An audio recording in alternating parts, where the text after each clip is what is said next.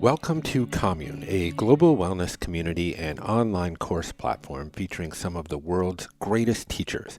We are on a mission to inspire, heal, pass down wisdom, and bring the world closer together.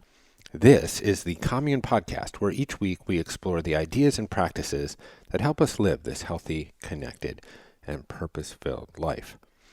Our course platform features many world-renowned wellness teachers, including Marianne Williamson, Michael Beckwith, Deepak Chopra, Russell Brand, Wim Hof, Brendan Burchard, and Adrian Mishler. In addition to courses on yoga, meditation, and personal development, Commune also offers an array of social impact courses, including Unwinding Prejudice, Redefining Leadership, and Organize a March. If you are interested in enrolling in any of those course offerings for free, please email me at jeffk@onecommune.com. Right now, I think we can all benefit from learning and growing in order to better serve our communities. Okay, well, this episode is a very different format. I've never interviewed multiple people on the show at the same time, let alone three. But since one of my guests today actually jumped out of an airplane for his show, I would consider it a relatively insignificant risk. Today, on the show, we explore the archetypal characteristics of maleness, pride, courage, discipline, and toughness, and what one group is doing to bring men together to be vulnerable with each other and cultivate other aspects of their humanity. Sascha Lewis is the co-founder of the men's emotional wellness organization, EVRYMAN. EVRYMAN helps men connect with each other in supportive environments where they let down their guard and can be emotional in ways that are typically not supported. They bring men together in community through retreats and online forums to openly share their feelings with each other. Also a member of EVRYMAN and on the show today is author and TV personality Touré. Touré is the host of the podcast Touré Show and the political podcast Democracy-ish. He was a TV host at MSNBC, BET, and a correspondent at CNN. He has published 6 books, including Who's Afraid of Post-Blackness? A Look at What It Means to Be Black Now. And last but certainly not least, I welcome founder of Ever Forward, Ashanti branch. Based in the San Francisco Bay Area, Ever Forward provides support groups for African American and Latino males to take their masks of masculinity off and get real with each other about their feelings. Ashanti is just launching the Million Mask Challenge, engaging men in a process of self-reflection by taking off their masks. On this episode, the four of us discuss a variety of topics focusing on toxic masculinity both broadly and its specific relationship to the African American community. We discuss mass incarceration, policing, what defund the police actually means, and how the Black Lives Matter movement is different from past civil rights movements. These guys are all doing beautiful, important work facilitating tough conversations, and I'm honored to be in conversation with them. I hope you enjoy the show. My name is Jeff Krasno, and welcome to Commune.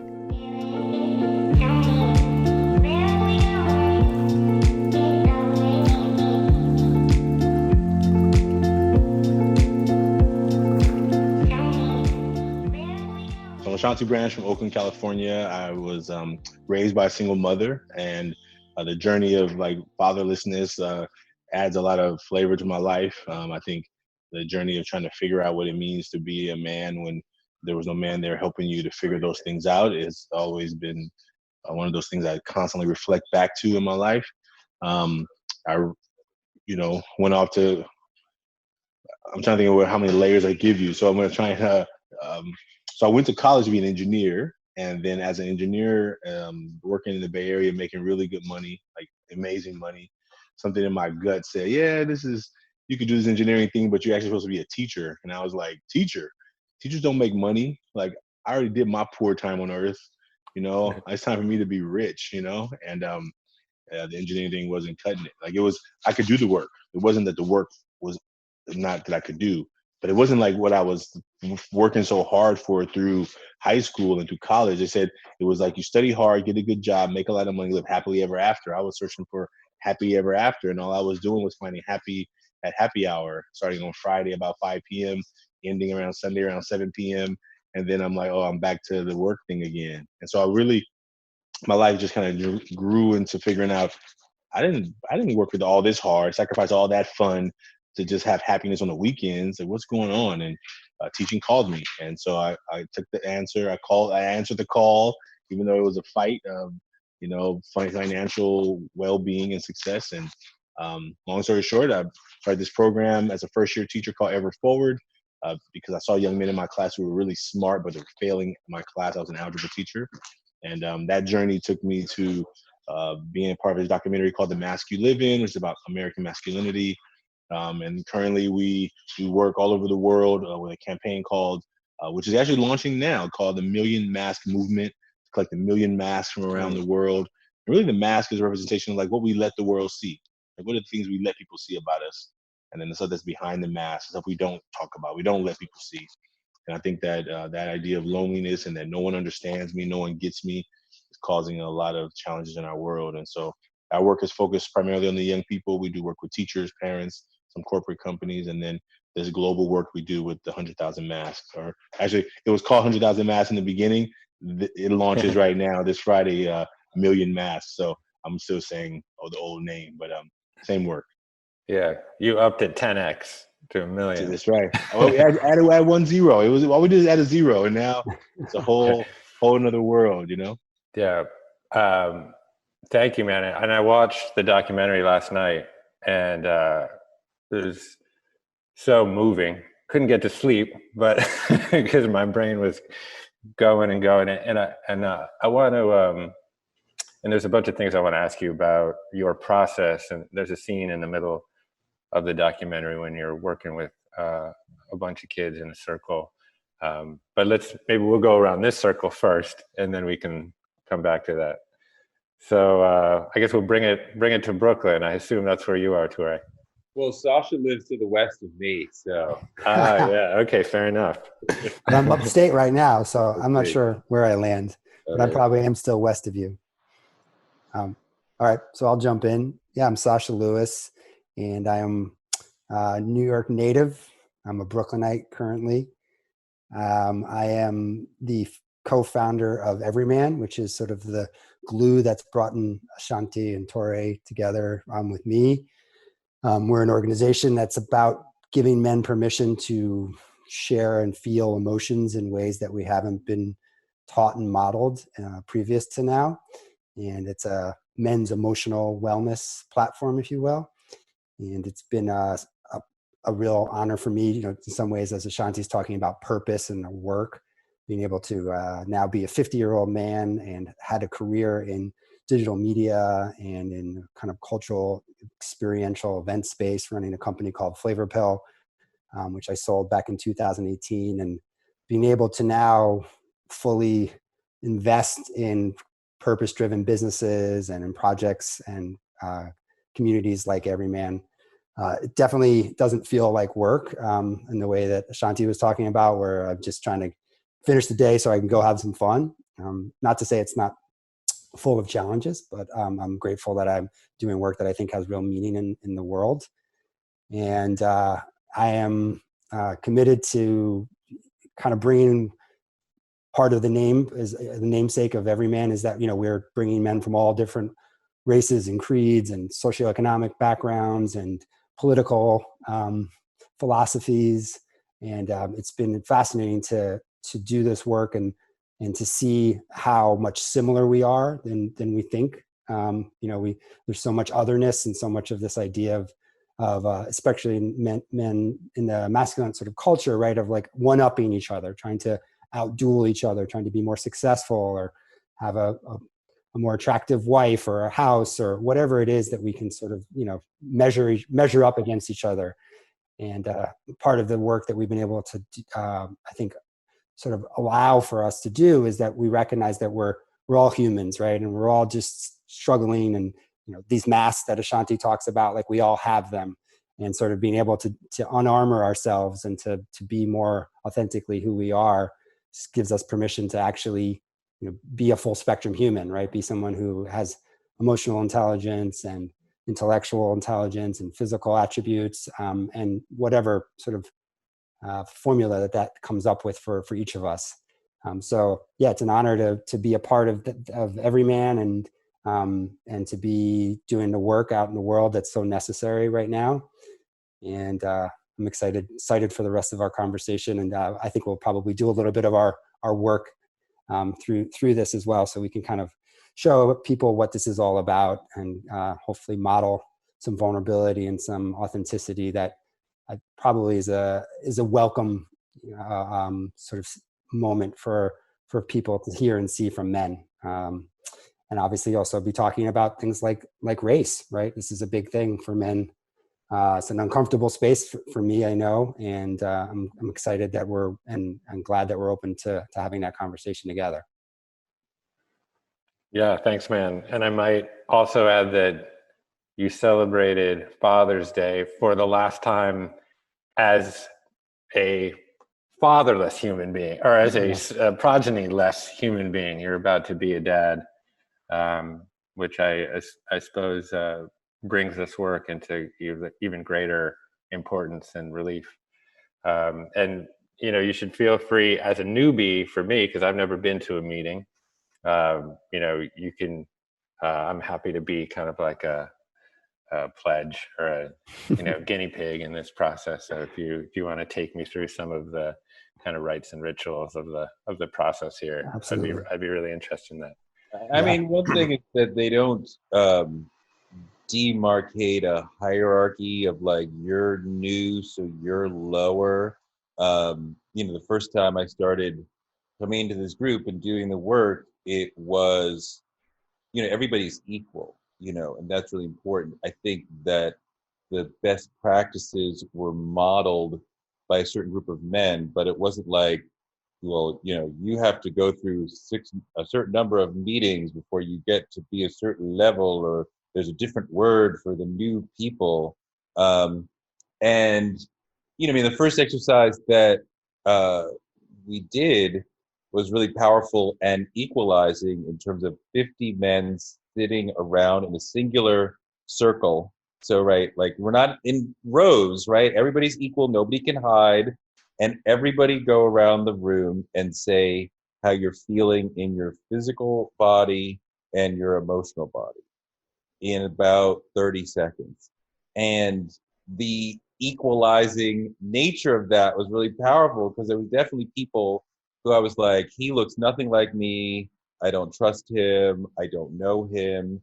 Oh my God, he said the same things as me, like physically and emotionally. And like, oh, we do share a lot. And if you peel back the mask, we are connected, or we could be connected. So I mean, we can get into some of that today, which is really powerful and interesting. I'm Touré. I live in Brooklyn. I had 2 kids and a wife. I have worked in media for a long time. I've written 6 books. I've done a bunch of podcasts. I'm doing 2 podcasts now. I've hosted a bunch of television shows at MSNBC, MTV, Fuse, other places. I work in media and producing media around culture, politics, Blackness, all sorts of things. So if you want to start in terms of understanding like the everyman way, we could start by doing a check-in, and you start to see like how it goes. And part of the exercise too is sharing your feelings with other men, because we typically will share our feelings, if we do, with women, right? Because that is safe. But sharing your feelings with other men, I feel like, even with your friends, you put on a mask where you're like, yeah, I'm cool, like I can handle everything, like nothing's bothering me, like I'm good. Like, women will get with their friends and they'll talk about their problems, they'll talk about their bodies, what's going on, we're like, yeah, I'm strong, I can handle anything. But like, if we were in a meeting, and maybe we could go around and model it, and then you could go last. I might say, I feel very light and relaxed. I feel a little heaviness in my stomach because I just ate a bunch of fried chicken for lunch. I feel a little warm because it's warm here in my house, and in Brooklyn it's getting hotter. I feel like emotionally light and welcome because I'm with two guys I know really well who are very emotionally open. So I feel comfortable being vulnerable, and I feel happy to be doing this because what I'm really supposed to be doing is my taxes. So I'd rather be doing this than that. So that's sort of where I am. Sascha, where are you? Yeah, I'll check in. So I'm feeling tingling in my toes. My throat is scratchy. My nose is dry. My belly is swirling. Emotionally, I'm feeling calm and anxious. I'm feeling fear just around saying the right thing and representing this conversation in the right way, noticing that. And I'm feeling a lot of gratitude just for where I am in my life, the future baby and the family coming, and for being healthy and having a smile on my face every day, even through all this challenging times. And then I'm here and I'm in. Thank you. I'm feeling like some tightness in my back. I'm feeling some rumbling in my stomach. I didn't have my bulletproof coffee this morning, so I think when my body's like, "Where's the fuel? We need some fuel." So I'm dragging on reserves. I mean, I got a lot of reserves to drag from, but still, I can feel that presence. I think I'm feeling a little like a headache coming on. Like I feel like some head stuff going on. I think emotionally, I'm feeling like just kind of excited about this launch this week, but also like tense and stressed about all the things that have to go into it. Like we've had a couple of launches before, and just like knowing that, I mean, all the things I've committed to doing, that I got to keep, my commitments, and then that's not including the Million Mask movement that's launching. So I just feel a lot of pressure and a little anxiousness, anxiety. So like, okay, what's next? I'm trying to be as much present as I can with these men here, and also my brain is like keeps, oh my goodness, what are the next 5 things I got to do? Is it on the to-do list, or if I'm going to forget it, should I write a note to myself? So I'm just having some stirrings in my mind around getting stuff done. So I'm here and I'm in. All right, Jeff, your turn. It's been modeled. Body and emotion. How are you feeling? Yeah, I'm feeling a little nervous. And I suppose just a little bit, like shaky a little bit with that nervousness. I think, partially that's due to just not getting a lot of sleep these days. And so my energy has maybe been like a little serrated, jagged, and not even. And I feel a lot of pressure right now to really like do good work. I've been writing a tremendous amount and like searching for words as kind of vessels for emotions and feelings, in the hopes of being able to stimulate conversations by being able to give feelings words. And then feeling a bit torn because I'm so preoccupied with the work that am I undercutting really kind of what like Ashanti was maybe talking about at the beginning? Am I undercutting like the true, or undermining like a certain kind of authenticity of just being there for my children, being there for being like a strong and present husband. Am I so just preoccupied out here that I'm not there? And and I guess the last thing is like just been really trying to, I mean, I'm certainly far from alone in this regard, but doing a lot of like moral inventory and a lot of like trying to unpack my identity a little bit. And yeah, but you know, I'm feeling blessed, feeling also just so grateful for everything that's been given to me. So I'm here. I'm here. Yeah. I picked up on that last bit. I'm here. I'm in. Yeah. Well, after that, the rest of the group goes, aho. So you get a nice All right. resonant response to your call. So you feel even more connected. Beautiful. Yeah, you know, the mask feels like such a metaphor, you know, for the work that's being done. And, you know, I feel like maybe that'd be an interesting just thing to unpack for people that kind of haven't been connected to that metaphor. And Ashanti, I mean, you know, as I referred to specifically before, it's like that work that you're doing with,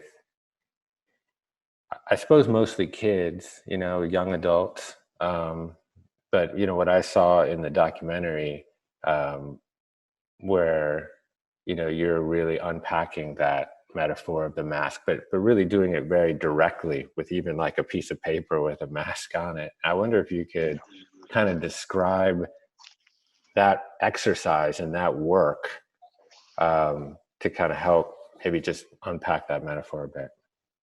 Yeah, thank you. So when they invited us to be a part of this documentary, they wanted to film me and the work Ever Forward. And I said, well, our best club, club is doing the best, is over here at this other school, Arise High School. And they were like, well, where are you at? I said, well, I'm at Fremont High School, which is actually, I was the dean and it was my alma mater. And I said, well, this club's not going so well. We're still in our building stages, you know, like those first couple of weeks or months together, because young men weren't checking in. They weren't actually opening up to like the real stuff that was going on with them. And because I was a dean, I knew more about them than they were telling each other. But all I could do in a circle is just to hold hold whatever they had told me in my office confidential. But in front of each other, they were like, "I'm good, I'm fine, I'm cool." And I think that what I knew that I had to try and do is get them to talk about it without talking about it, because they refuse to talk about it. Especially, imagine we have cameras now, right? So the activity was like, well, how about I have them just write it? And the idea of the mask was, well, how about we just use the mask as a metaphor for what I'm letting people see? So the front of the mask is, here's what I'm letting people see about me, right? And if I think about what's on the back of the mask, there are things that I'm not letting people see, things that I don't talk about, I don't let people see. And so that was when we originally did it with the pieces of paper and we threw them at each other. So the campaign from that has evolved, right? So I have masks all over my office. We collected over 44,000 masks from 16 countries. So the campaign is growing. And so now that we're moving into this million mask movement, which is launching this Friday, I'm gonna just show you a mask. Hopefully your screen will see it, but I'm gonna do my best to make it in the right angle. So this is a mask. You see, this is a 13-year-old male from Jacksonville. And then you see the front. Can you read a couple of words from the front of the mask? The left side? My eyesight's not that good. Okay, so I'll tell you. So it says, oh, good. No, thank you. So it says happy, outgoing, funny, athletic, loving, smart, talented. Impressed. Normally we just do 3 words, but this person felt really passionate. And then if you look at the back, it says sad, PTSD, scared. Like, this is depressed. This is a 13-year-old, right? And so what we see is whether the people are 13 or they're 53, right? Here's a 53-year-old man, right? From Oakland, right? And so on the front, it says, everything's okay. Mr. Normal, funny, clever, upbeat, And then the back says stress, concern, awkward, uncomfortable, issues, tied in knots. And so even though they have more sophisticated language if you're 53 than you're 13, it's similar stuff, same stuff that we're dealing with. And who do we talk about it? We in our campaign, we're not saying you should not have a mask. That's not what we're trying to do. We're trying to say people, you have a place that you can go, like EVRYMAN, like other men's circles around the world, but you can go and take it off. So you're not walking around every day pretending that everything is fine, even though it's not. And if it serves you to pretend everything is fine, great. But what we see as our jails are full of men, 94% of people in jail are men, we see that it's not working. It's not working in all the ways that we hope it will work. It usually ends up coming back. The domestic violence situation, you think about all these factors of where men are hurting, and you can see it in the actions and the results. And so that's some of our work. And so what we've been doing is asking people, inviting people to make a mask, and they draw a picture and 6 words, and they submit it. They can submit it on our website. They can mail it into us. This next movement is going to ask people to just take a picture of themselves with a mask, whether there's one of these masks or whether they're using a bandana as a mask, whatever mask that they're wearing, like physically now, because we're physically seeing masks all the time, right? And before we were seeing them, we just didn't know we were seeing them.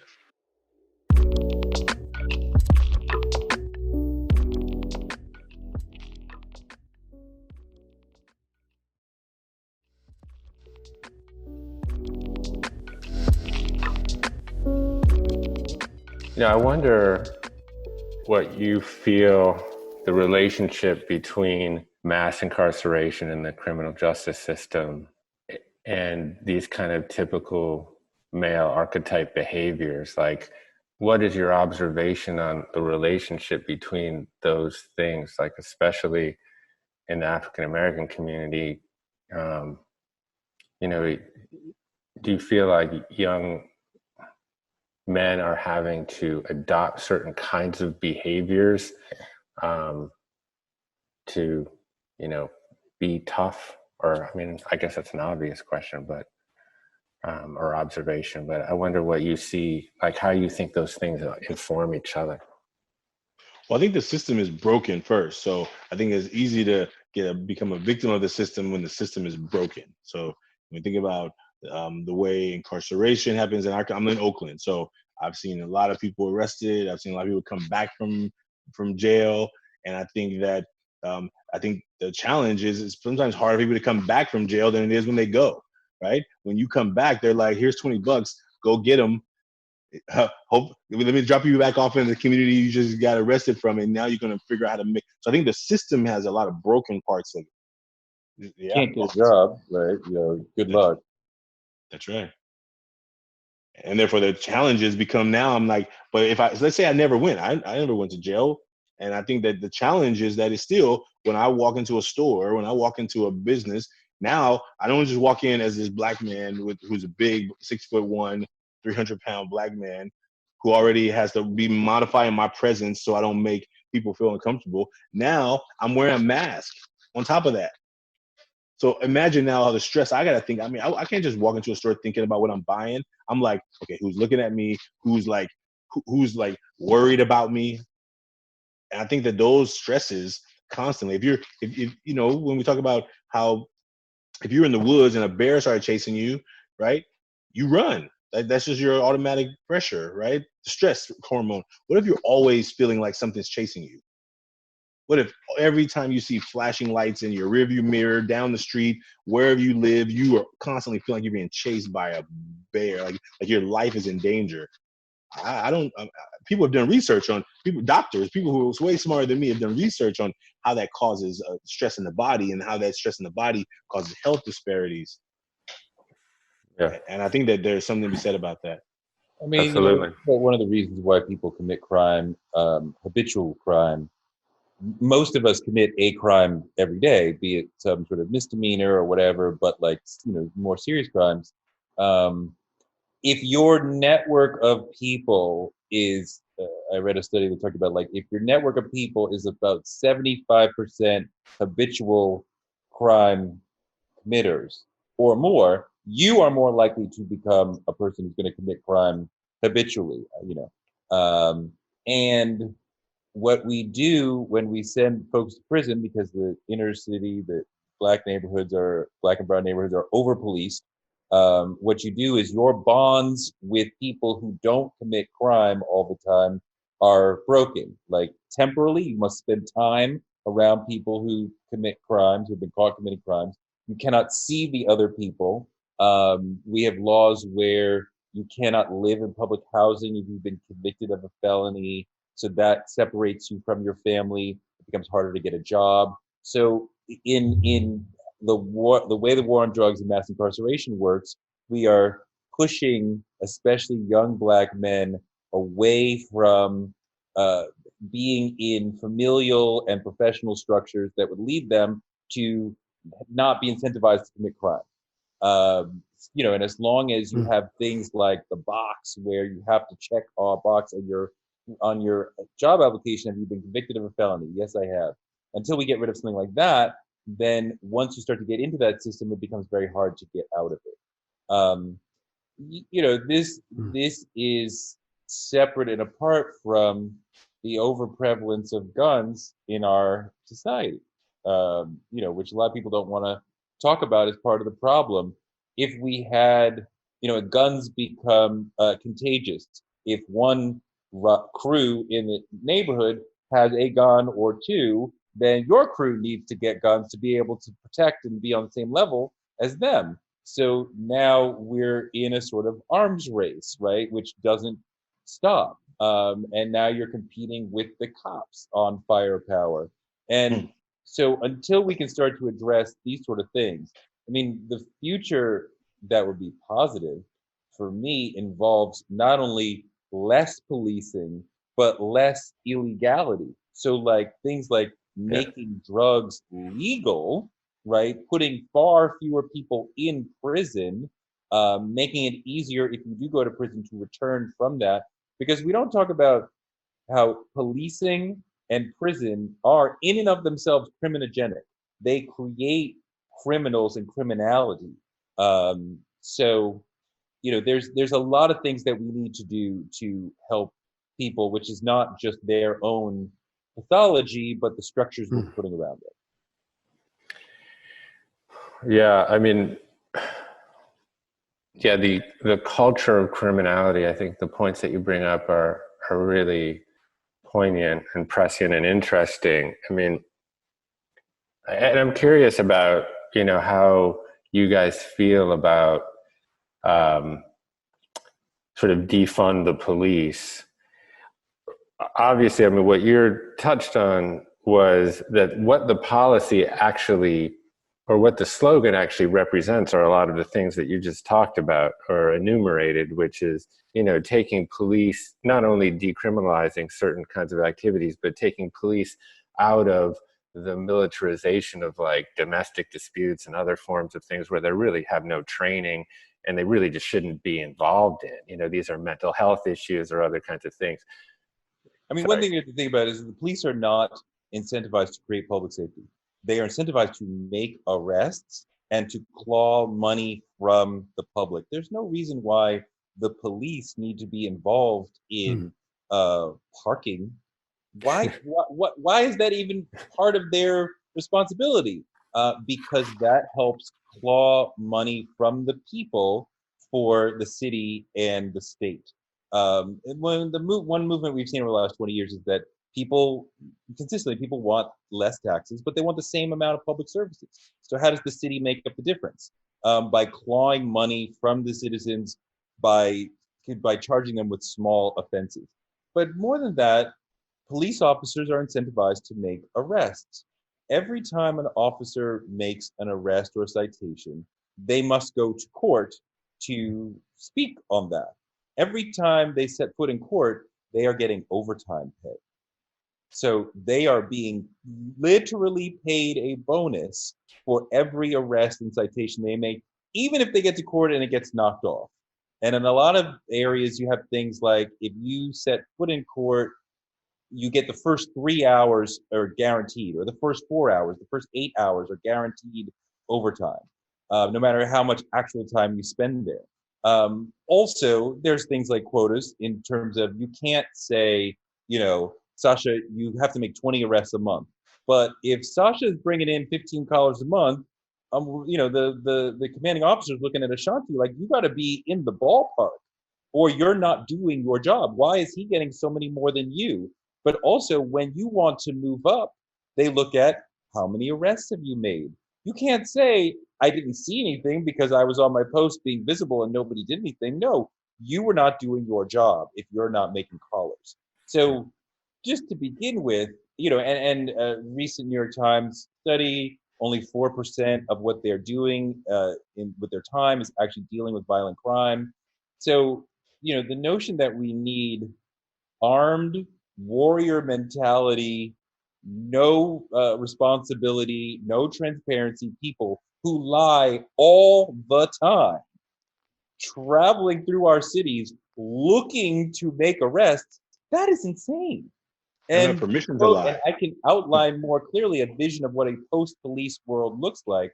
But for the people who say a world without police would be chaos, I would move that, at least for me in Ashanti, the current world is chaos. And the notion that I should walk around my community as a tax-paying parent and be afraid every time I see a cop, when many cops say, hey, Touré, what's up? Nice to see you. But I'm still afraid when I see him. That's insane. And that should not exist. And I think, thank you, Touré, for that. I appreciate that. One of the things I experienced and I've seen here in San Francisco, a man with a mental health issue had a knife. He was on the sidewalk and he got shot by more than 10 officers, like with a knife. Just a couple of weeks ago in Walmart, a man having a mental health issue, obviously, 2 officers. This man gets shot inside Walmart. Like the idea that officers who have supposedly have been trained, who have such a little tolerance for stress, there needs to be better training, there needs to be better whatever. But also, why are we sending a person with a gun to help a person who has a mental disability? We're criminalizing mental disabilities. So we criminalize drugs, right? Drug addiction, right? So I think that if we don't begin to, like, when people hear defund, they think you're talking about take all their money away. It's like, well, we need to put money in the right places. When somebody has a flat tire on the side of the road, why are we sending a police officer to engage a person who's already in fear? In fear. When I saw the Philando Castillo murder, I was in Starbucks. I literally didn't think I thought it was a car when its car stops and people yell and I thought it was that. And when I saw what I saw, literally I couldn't breathe. And immediately, right after I watched this, 2 police officers walked in Starbucks. Do you know, I could not, I was like, I need to run. I hadn't done anything. I'm sitting in Starbucks trying to do work, but I can't breathe. I don't even, like, I'm thinking if I leave quickly, they're going to like think I'm doing something. I was like, I have all the thoughts in my mind, like, I'm about to die. And I think that what happens is we send police in all the time and they have no skills. They have no they don't work, they don't live in the communities they work in, most of them. Oakland, we have so many white police officers. Now I mean, none of them are white police officers, but they don't live in Oakland. They live in Pleasanton, Dublin, Concord. They live out of here. So they're not connected to this community. So even when they walk around this community, they're already watching you like you're a suspect. So they're not, even though they're saying hi, or if they even do that. I saw 2 police on horses yesterday in the Fruitvale district. This is the Latino community in Oakland. They were on 2 horses. They literally startled me. I was like, what is the sound I'm hearing coming up behind me? 2 horses. I don't have any more words for that. But just the fact that what's happening is this idea that we have a community, that we're supposed to have people that are there to protect and serve. And even when people are going through trauma, they don't want to call them because they're afraid of how they're going to escalate things and make it even worse. No, exactly. The first time somebody talked to me about police abolition, I was like, well, what would you do in a world without police? And they said to me, think about how many times the police show up and make the situation worse. And like, that is generally my expectation, especially if it's an ongoing situation, they're going to make the situation worse. Because partly what Ashanti is referring to is the notion of having specialists come out who have lots of different training and thoughts on many different ways to de-escalate and handle a situation. The police arrive, and the questions really come down to, who do I arrest, who do I shoot?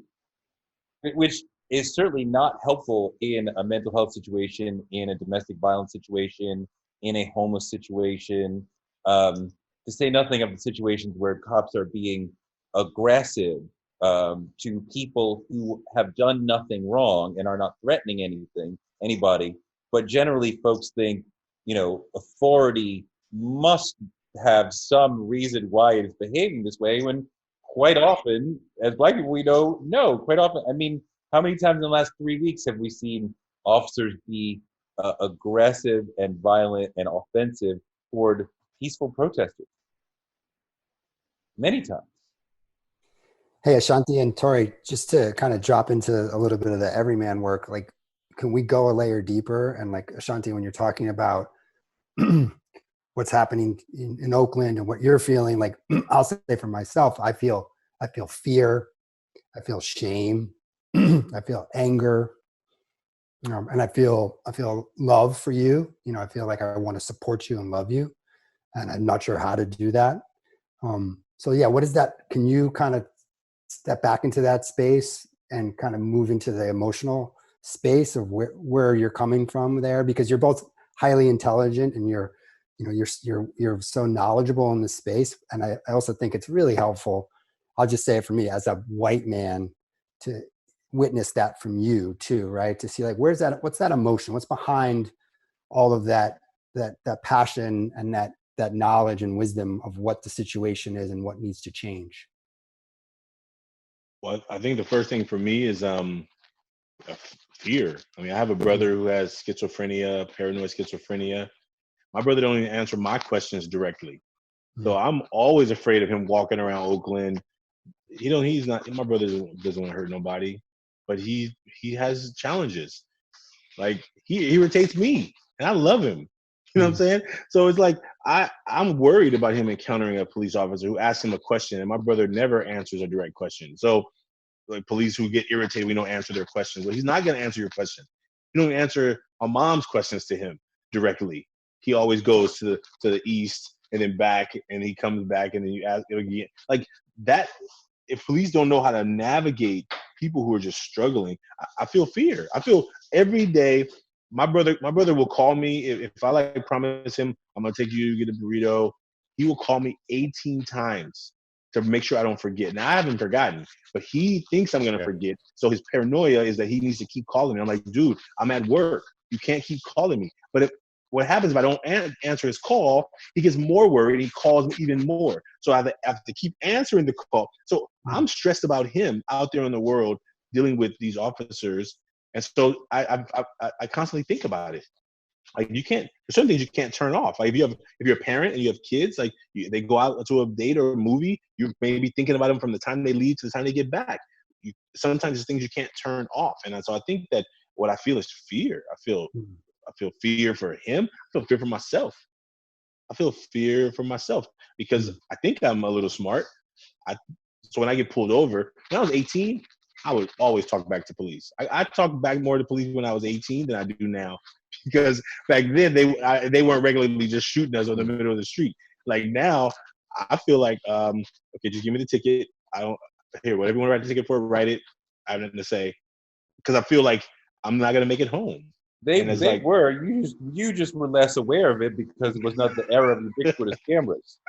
But the murder rate was not any less. I mean, like, there you go. I definitely feel an anger because if we had not had video of Rodney King getting his ass beat, and he said, yeah, 15 cops just sat there and beat my ass for half an hour, would you have believed him? I would have believed him, but most white people would have been like, yeah, right. What did you do?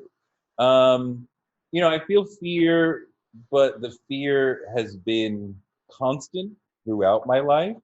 I feel exasperated and unapologetic about the anger that I feel now. And I'm no longer thinking about what is politically viable in terms of a solution. I'm thinking about this is what's right. And I no longer care about like, what can we get done, which is a few moderate reforms, but like, what do we actually need, which is a complete fundamental change in the approach to public safety. And, I think the a previous younger me would have said, well, that's not politically viable. Now I'm like, just punch through the wall, or just yell about this is what needs to happen. I don't really care. I see a lot of people, when you talk about this stuff on Twitter, they say, oh, this is activating people who are fence sitters to go for Trump. And I'm like, I'm not modulating my demand to stop killing us to make it uh, more palatable to suburban Midwestern white women who are like, oh, what did George Floyd really do wrong? Like, really? Like, no. I'm not doing that anymore, especially now when I am seeing this movement where more white people are coming into the movement and talking about it and thinking about it and taking these messages more seriously than I've ever seen.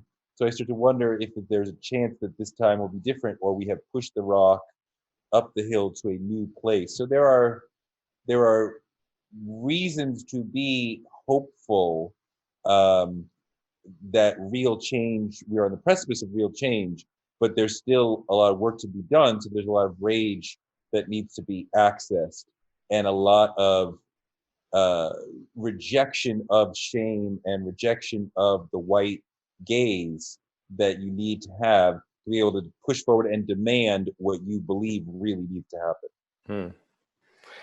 Yeah, that's really interesting,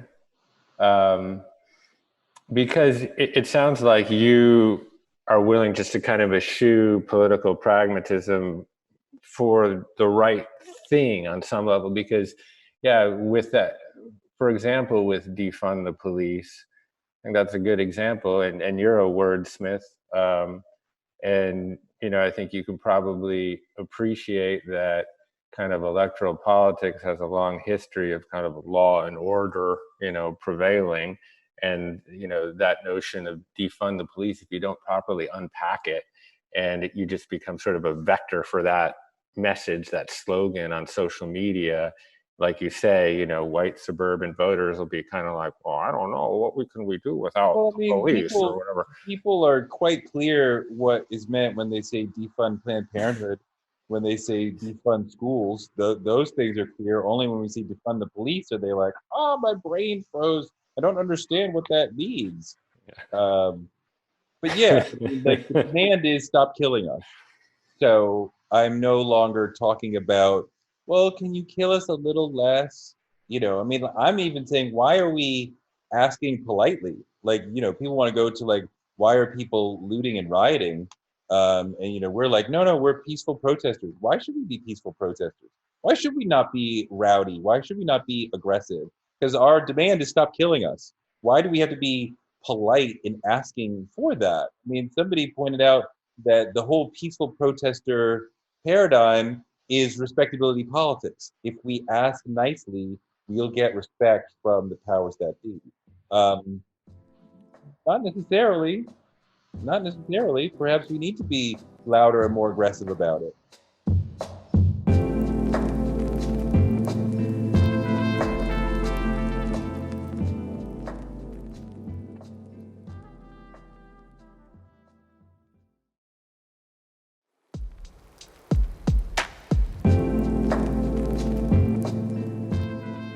One thing I've been thinking about in terms of kind of maleness and male leaders, is that, it feels like this movement right now is slightly different from historic movements insofar that, the 60s civil rights movement was so, at least historically, was very dominated by these incredibly charismatic men who were able to deliver kind of like soaring oratory and, inspire and move tons of people.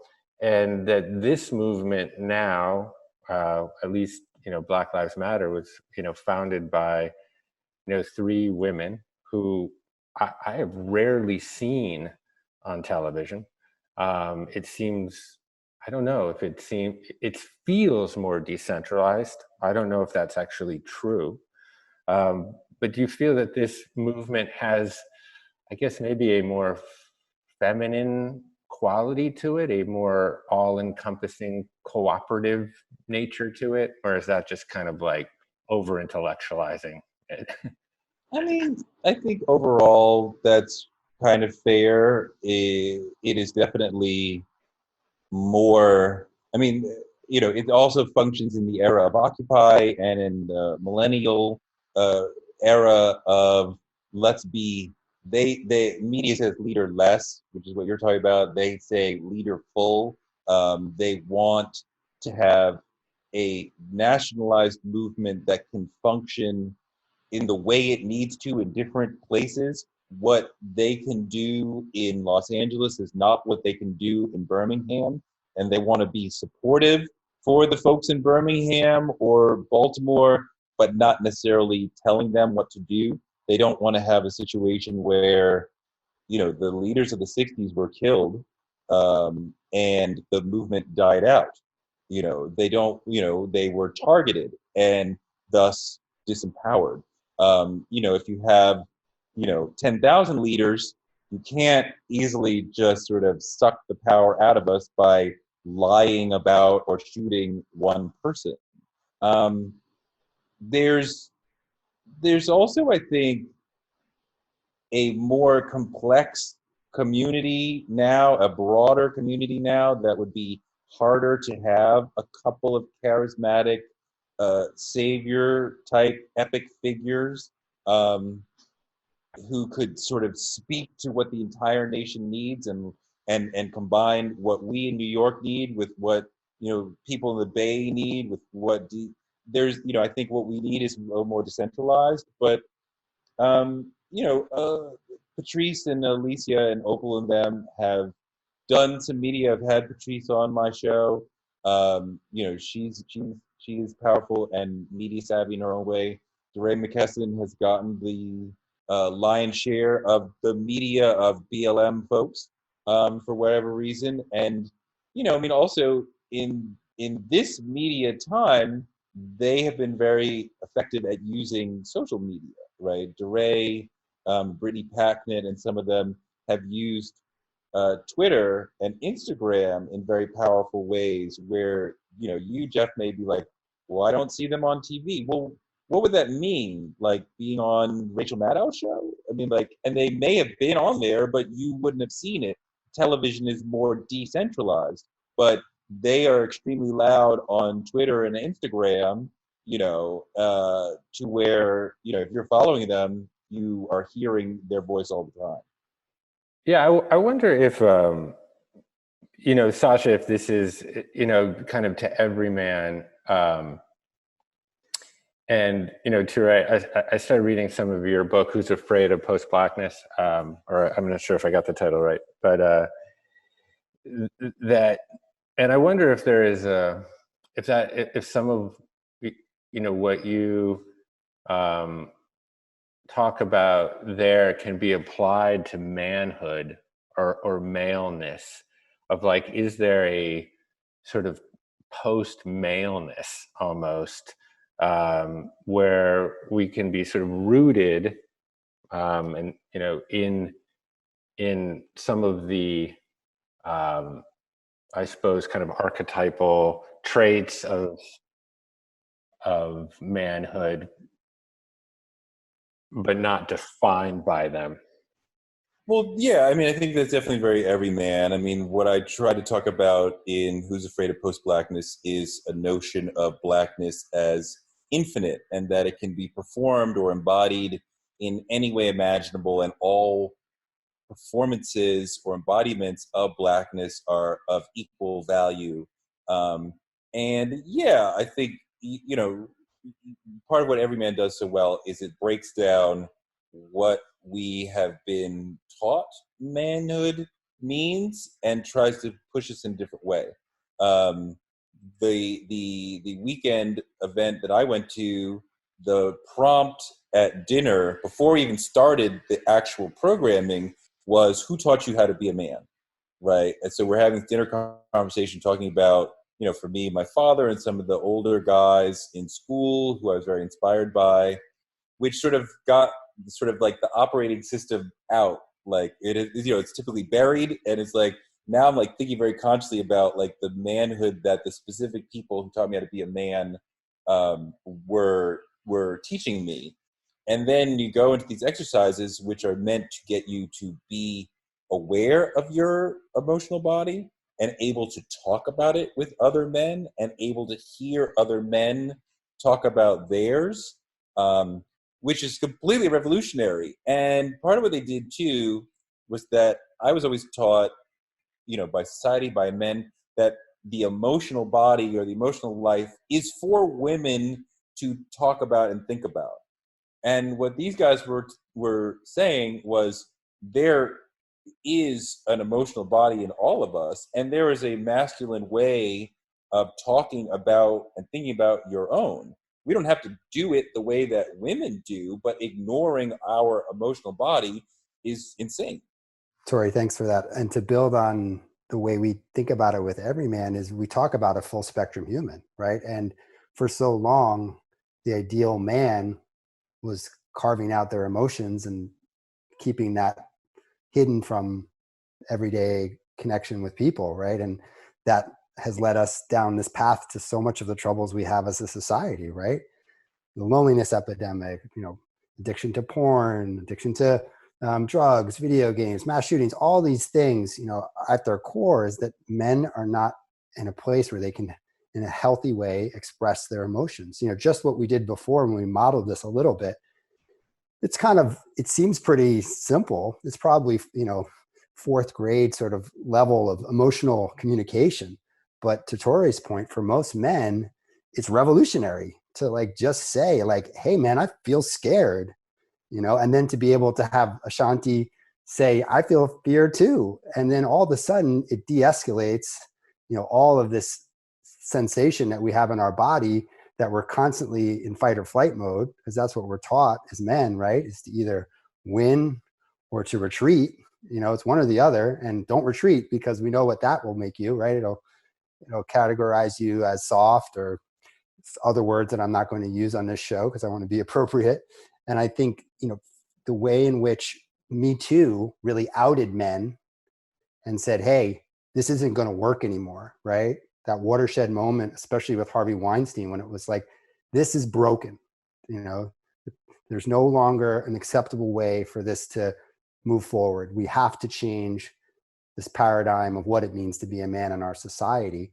And that's, an incredible time for all of us to sort of reflect back at.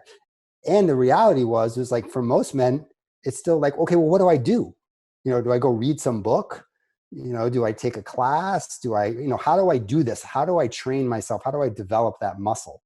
And that's a place, because it hasn't been modeled for us. And for most men, it hasn't been modeled from our fathers or our teachers or our coaches. The opposite was modeled, right? We don't see it in our media.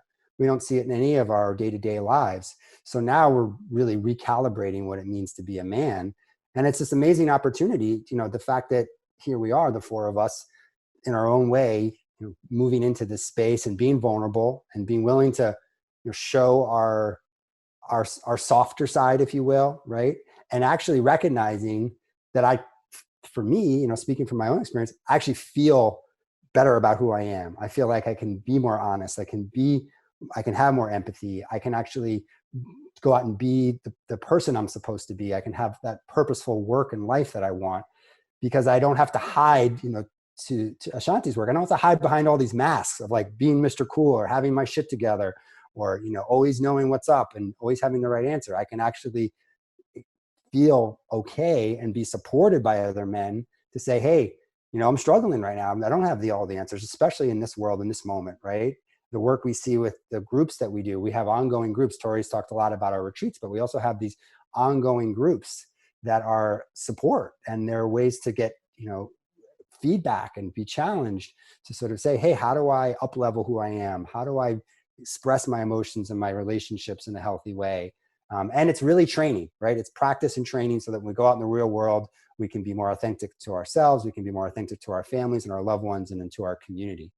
And so it's essential. And I think a lot of what we're talking about with race and politics and all these things, if you go deeper to these deeper levels, it's a lot of it is because of the way in which men have perceived from power and from greed, right? Is that's the mark of success, right? And it's broken. And here we are, we're facing it, right? We're facing it full on with the way our systems are broken, the way we treat each other based on the different colors of our skin. And this, we feel like this is part of the work for us to restore our humanity and to really understand that we are far more similar than we are different. So I just want to speak to that point around, and I think what we see in the work with not only just there's this idea of masculinity of men, but also with our boys, is that it starts at a very young age. It starts at a very young age where boys pick up what it means to be a real man and what it means not. I think one of the lines in the documentary, Dr. Judy Hsu says, if you go to any playground in America, I know maybe it was Dr. Kimmel from New York, he said, if you go to any playground in America, you can start a fight by asking one question: who's a sissy around here? And the boys will have to have a decision because they know at early ages what that means and what you have to do to fit in that category. And how do we cause that behavior to be showing up? And how do we what do we do? Where do we get our messages of who taught us to be a man? What if you're a 15-year-old and you learn from a 17-year-old, and that 17-year-old learned from another when he was 15, learned from another, so you got teenagers teaching other young people about what it means to be a man, because sometimes there's no men there. That's how it was for me. My father wasn't in my home. Even though I had a grandfather around, he was a pastor of my church. So anything I asked him about when I'm getting bullied, he would say stuff that that I didn't want to hear. He told me some really good things that he believed, but for me, it was like I needed to stop. And the forgiving them part is not working because the lunch money gets taken every day. And so I think I learned from people around me in my neighborhood, here's how you make it stop. Here's what you're going to have to do. It's going to be hard to do. Here's what you're going to have to do. And unfortunately, it required violence. The other option was to go tell the teacher. And in my community, the result of that, although as I look at it back, I'm like, yeah, you could tell, but you know that there's consequences for any action. It's consequences for me to hit this person. It's consequences for me to go tell the teacher. It's consequences for me to ignore it. And when you're 8 and you're 10 years old and you're trying to figure it out, you may not have the best thought process in terms of the results or the long-term effects of what you're going to do.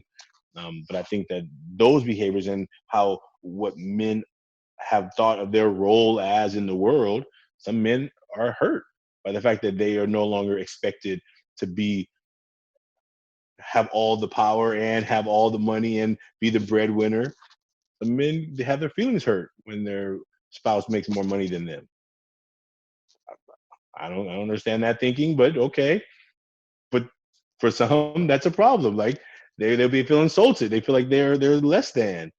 And I think that's problematic in communities and families. So I think the definition of roles are different now. I mean, women don't need us to have a child anymore. They can go have their own child and raise their child by themselves. And they, you know what I'm saying? Like the way the world works is different now. So we have to adjust with that, the way the world works now. And I think that some men are able to handle that and some are struggling to try and keep it the way it was.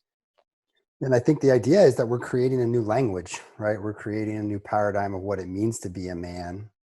And so that, to your point, Ashanti, around being a young boy, we hear again and again guys that come to our retreats and guys that are in our groups and do this work, that one of the most powerful things that they get from the work is that they're able to then go teach this to their boys.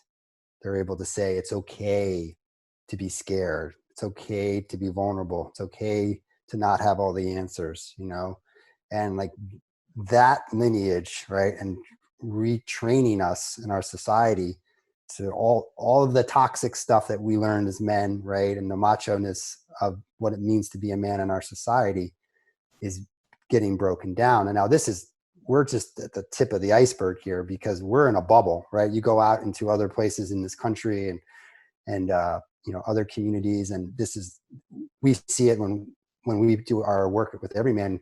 There's times when we've gotten press on sort of major news channels like Yahoo, and other sort of more wide-reaching press outlets, and we get hate comments left, right, and center. You guys are what's all wrong about being a man. This is why we're losing to China. These types of conversations and comments are coming at us.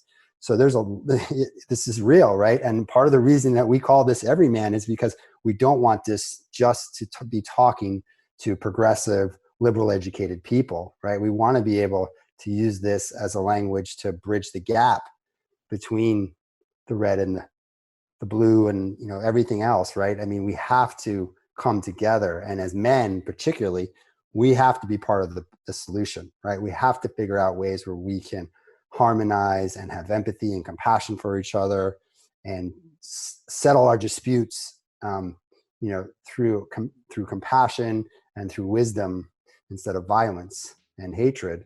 And that's oversimplifying it, but I think part of what we're doing here is we're giving guys permission to slow down, to feel their feelings, and to share those feelings with each other, and then see each other more as equals.